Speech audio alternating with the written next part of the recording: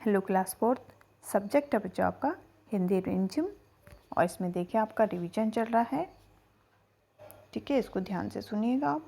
तो आज आपके लिए कुछ मैंने क्वेश्चन बनाए हैं इसमें, ठीक है, जो आपके एग्जाम में आ सकते हैं, तो ध्यान से इनको सुनिएगा। ओके, तो इनको आज अपनी कॉपी पे आपको लिखना है। ठीक है, 3 पार्ट से मैंने कुछ क्वेश्चन दिए हैं। सबसे पहला है आपका दान का हिसाब, जो आपका पार्ट था दान का हिसाब।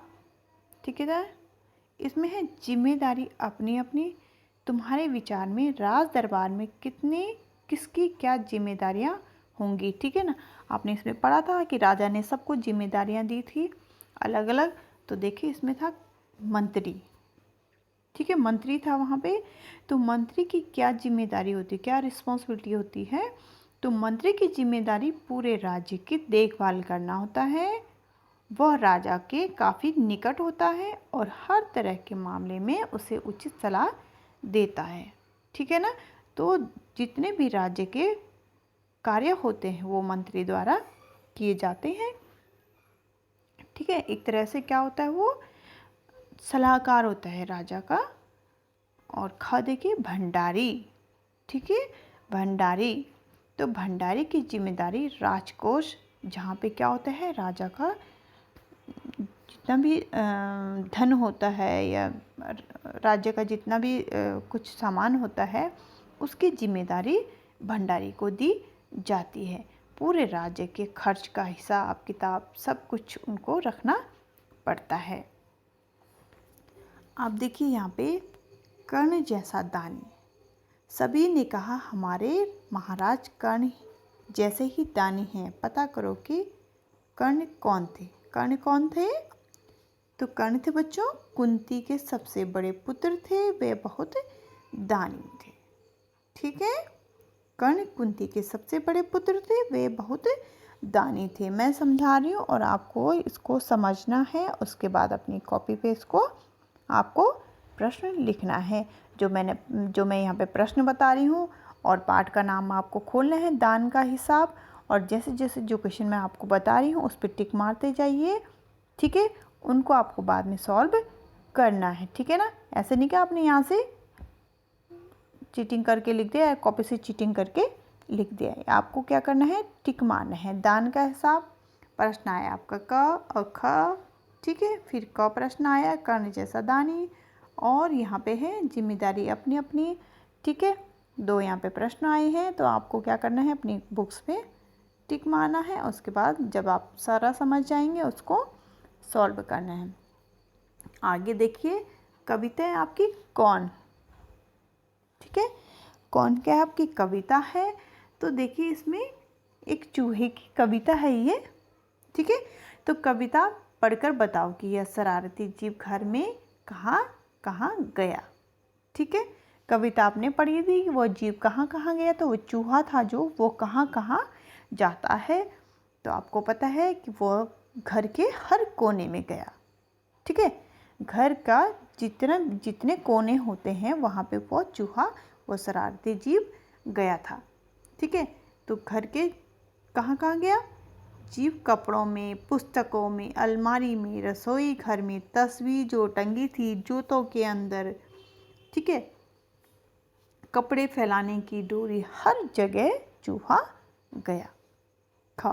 किस तरीके की चीज़ों का सबसे ज़्यादा जो नुकसान हुआ किस चीज़ों का हुआ। तो सबसे ज़्यादा नुकसान अनाज, कपड़ों और पुस्तकों का हुआ। आपने कविता में देखा है, वहाँ पे चित्र बने हैं।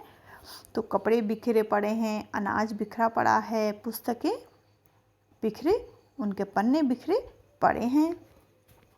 तो सबसे ज़्यादा इन चीज़ों का नुकसान हुआ।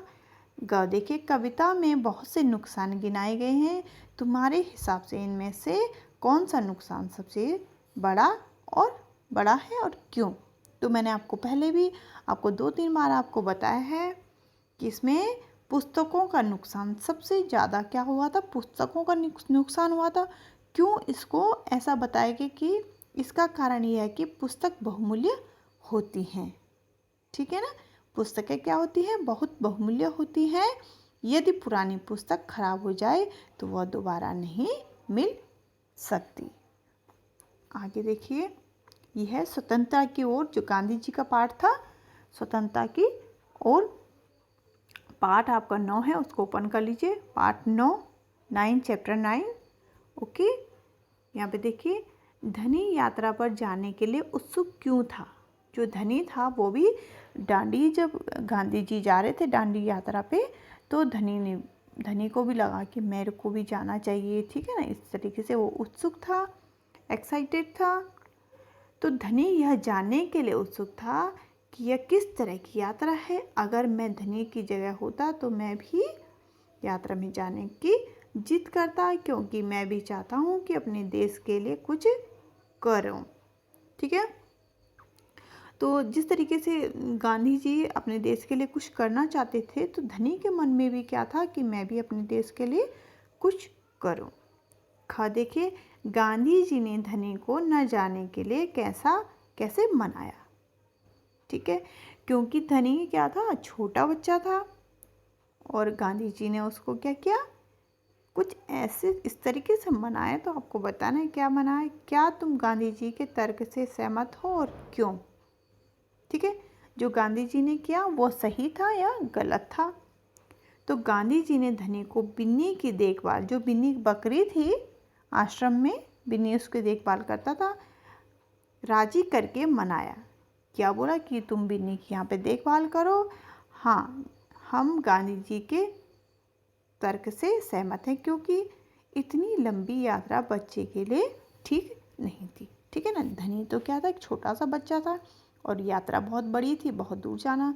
फिर बिन्नी केवल धनी के हाथों से ही क्या करती थी, खाना खाती थी, इसलिए उसकी देखभाल जरूरी थी, ठीक है ना। तो इसलिए गांधी जी ने उसको इस तरीके से मनाया, ठीक है बच्चों।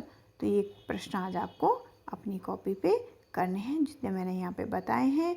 आप जैसे जैसे यहाँ पे प्रश्न सुनेंगे अपनी कॉपी में, वो लेसन खोलेंगे, वहाँ पे आपको जो क्वेश्चन है वहाँ पे टिक मार के और फटाफट उनके आंसर करेंगे।